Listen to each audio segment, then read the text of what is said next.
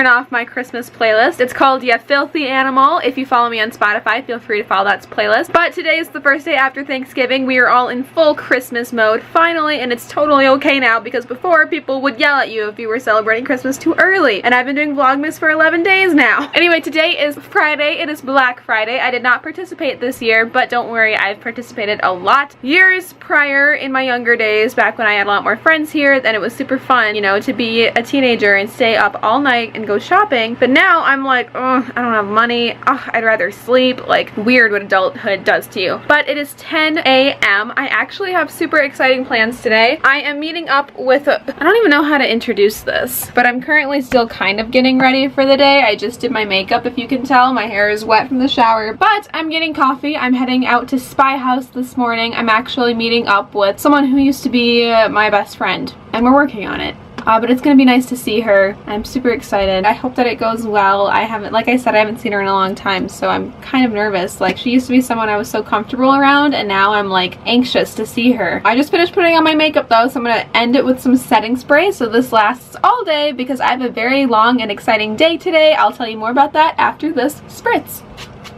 Oh, I used to be so afraid of that. Good thing I got over myself. But like I said, today is super busy. So I have coffee with an old friend. I have to edit Sunday's video, which I have not started yet, and if it goes up, you'll understand why I'm stressing about it. Usually if it was like a sit-down video, I wouldn't care, but this one is like, it's gonna be a lot of work. So we'll see if I can pull that off. And then I am seeing A Christmas Carol at the Guthrie Theater tonight with my boyfriend. It was part of the anniversary gift that he got for me because I love seeing A Christmas Carol, and I used to see it every year with my grandma before she passed. So at this point, it's kind of like an ode to her, or at least I like to still see it and kind of dedicate that night to her. So we're gonna go do that. I need to call a restaurant that I want to go to and see if they have any open reservations for tonight. But that being said, it's going to be a very busy day. So I made sure to get ready completely early in the morning, completely dressed. I'll show you what I'm wearing in a second, just so that I can save time today and continue to edit without having to stop to shower or put on makeup or pack and all of that. I just have this cute burgundy top from Forever 21 with some dark denim jeggings. They're from Nordstrom Rack. I've had them for at least 2 million years, so I have no idea why they still fit or how they have not broken yet, but they are my absolute favorite pair of jeans slash jeggings. And then for shoes, I actually need your help, so be sure to comment down below. I could take this outfit 2 very different routes. Long boots, like so. That's kind of cute, right? Or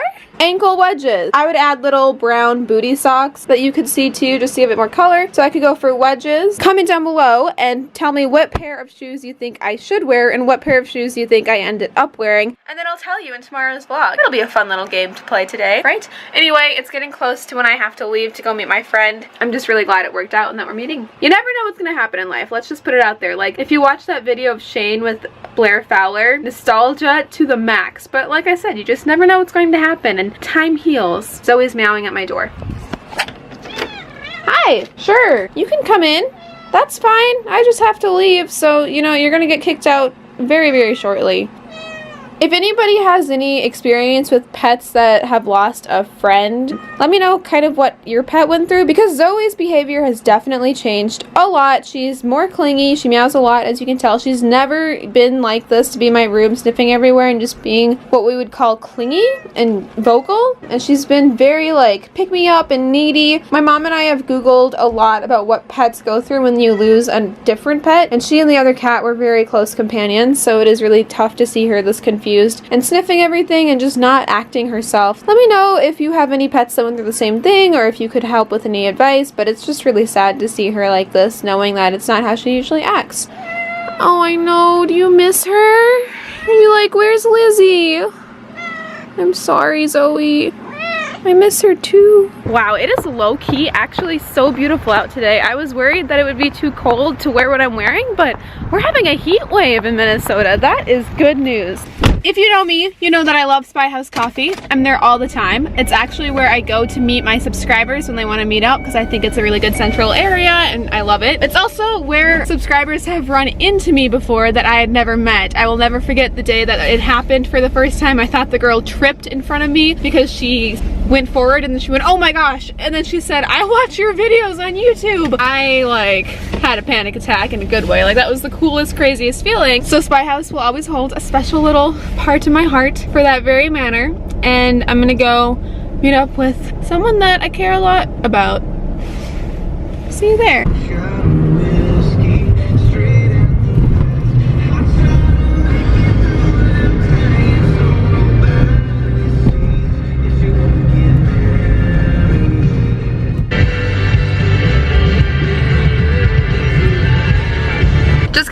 car from Spy House, and honestly I feel like crying, but like a really good cry. I don't know, it just feels so nice if you have someone in your life who you've known for a long time, grown apart, and then are trying to grow back together again. That sounds like a nursery rhyme, but what I mean is it's just nice having someone to talk to who you used to know so well, and then you feel like you still know that part of them, but then being able to get to know the certain part of them that they are today. It was just a really good conversation. I've really missed having her as a friend to talk to. There are 2 years worth of stories and things that we went through to catch each other up on, and it's nice to have someone that knows where we come from and like people that we grew up with. Like, I've really missed her. I am about to head back home because my mother actually just sent me the cutest picture. I've got to show you. How cute. It's his birthday. He's 6 today. So I'm gonna head back home and do presents and ice cream because he doesn't want a cake unless they already did presents, but we shall see. I'll celebrate his birthday for a little bit, and then I have to make reservations, work on some YouTube stuff, and enjoy tonight. But my day is just so much better knowing how I started at Spy House with who I was with and just everything about it. It's amazing how people can change your mood, and it's just great to be able to talk about our futures. The funniest part of our conversation that we had today was how if one of our friends, or like if we got pregnant, it's no longer like socially unacceptable. Like, we could literally probably do it and it wouldn't be an issue. Like, it wouldn't be the end of the world. I'm not saying either one of us is getting pregnant anytime soon, knock on wood. Now that's what I'm thinking about, because it is a weird thought growing up as a teenager. That's like the one thing, don't get pregnant. Like, imagine if you got pregnant, and it's like, as a girl, we are so like aware about that. And now it's almost like, who's gonna get pregnant first out of my friend group? Is it gonna be me? Is it gonna be somebody else? And she was saying how like if you did get pregnant, you have a babysitter, and I'm like, oh my gosh, like, yeah, not like I'm gonna try to get pregnant, but it's just like crazy. We've entered this decade of our lives now where it's no longer going to be the end of the world if somebody got pregnant. Life is crazy. Life moves fast. I seriously, like, that's the thing that we kept saying as well. I cannot believe how long ago high school was. I cannot believe that we are in our 20s and doing life like this. I can't believe we are about to graduate and we're looking for jobs and apartments and places to live. Like, when did this happen? So that's where we are right now, just utterly confused as to how we're adulting and graduating and getting jobs. And am I going to grad school? Am I moving? Am I staying here? What's going to happen when I do move or don't move? Am I still going to have friends? This is a very interesting part of my life. And we were just talking about how much easier it was in high school and we didn't even know it. Like, we got allowances in high school. Why did we need that? I need an allowance now. Stuff like that. Okay, I'm gonna head back home, journal, spend time with the family, work on myself, and then spend time with the boyfriend. See you there.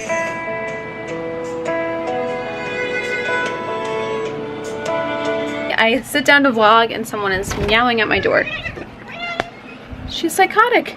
Okay, you can be in here. Hey, you can be, hello? You can be in here, but you have to behave. Mama's gotta film. She's been so spooked and weird. The crook of her tail even, ever since Lizzie left. You used to be so quiet and mellow and well behaved. Now you're in my face. I love you, but I want to film a vlog clip. Oh my god. Are you good? Yes. Pop squat. Sit right there. Ow, her nails. We'll see how well this goes. Are you okay? Okay, you're on my laptop. Cats. Love them, but they're evil creatures. Just lay down. There. Just stay, please.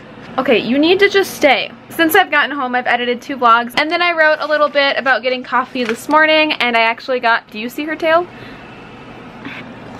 Zoe. And then I actually ended up writing a poem out of it, so I'm going to read it to you. It's not good, but I really like sharing my writing after I write something because I'm always so proud of something, you know, and then I have no one to share it with. I'll read it to you. Again, this is one of those poems where it's like, this is for my own memory, for my journal. This is not for publication or for praise. Like, it's not good. It's like a ramble of thoughts, but I really like some parts of it, so I just kind of want to talk about it, and I hope it's not weird if someone that knows me in real life sees this, because I always think that's weird. Like, if you write a poem about real life and someone that was there, like, knows it or is in the poem listens to it, I just hope it's not weird, because these are just kind of where my thoughts took me and how, yeah. Okay, so here we go.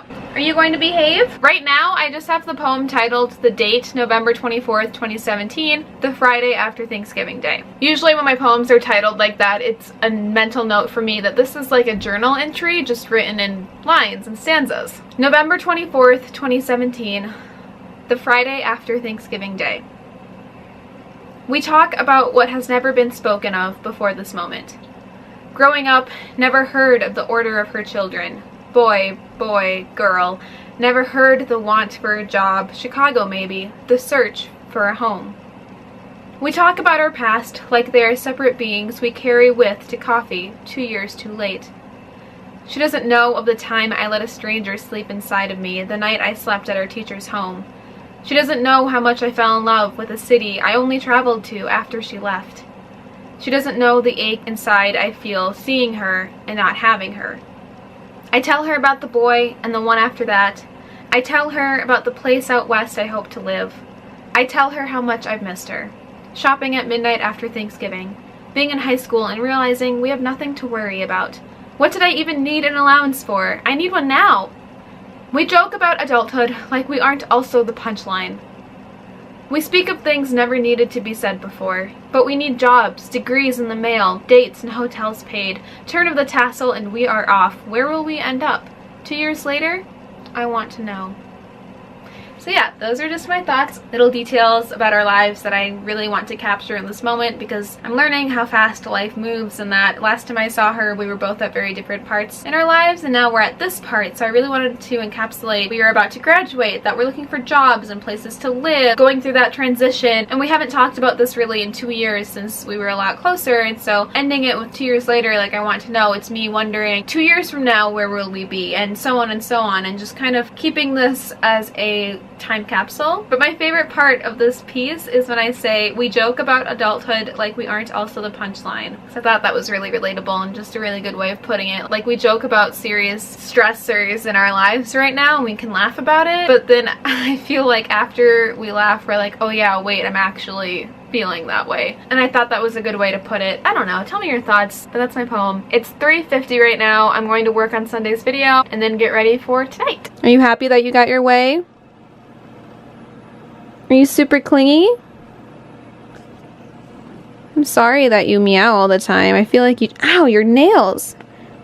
Ouch. I feel like you just cry. Zoe is so vocal about her feelings now, and she's so needy. I guess I can't complain. We're probably just both very sad because we miss our friend, right? We miss Lizzie. You loved her. You guys were so close. I'm so sorry. I know, I'm sorry. This is so cute. Oh, I'm sorry. You don't like that. The boyfriend is on the way. I am so excited. Tonight is going to be so good. Comment down below if you have any holiday traditions or things that you like to do during the holiday season that kind of gets you excited and amped up for everything happening. For me, it is definitely seeing A Christmas Carol, but I need to be packing so I can leave soon. I just had to tell you because I'm so excited.